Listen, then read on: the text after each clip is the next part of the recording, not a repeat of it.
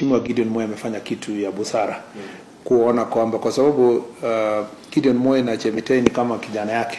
Ingekuwa ni vibaya sana kama wangeendelea kubishana na yeye, na pia kwamba watu wengi wanaamini kwamba kuna stage ukishafika kwa siasa huwezi rudi kwa ile iko chini pale, unaachia wale vijana, unasonga ukijaribu uko mbele, aswa kama umefika level ya age na experience ya Gideon Moi. So nadhani kwamba amefanya jambo la busara. Najua kwamba supporters wengine wanaweza kuwa wamekasirika, wasifurahie, lakini nadhani ni jambo la busara.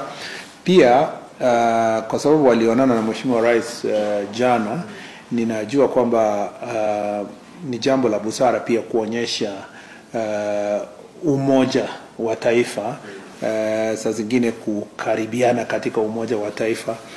Unajua kwamba Mheshimiwa Raila Odinga tayari alifungua ile broad based government, na Mheshimiwa Uhuru Kenyatta katuma mawaziri ambao wako na sisi. So unajua kwamba hata Mheshimiwa Gideon Moi anakaribishwa tukue pamoja katika ile broad based administration. Lakini ya maana zaidi ni kusema kwamba nafasi hii inatupatia also nafasi ya kuangalia huko mbele.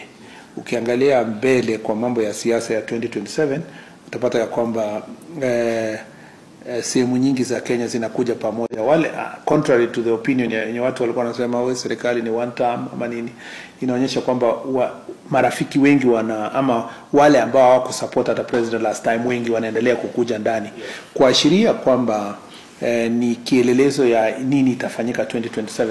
Kila moja, na hii ndio itafanyika mwaka kesho, kila moja amekuja kukundua rais anaenda tu only one term, and only extra one term, na hiyo extra one term afungue jam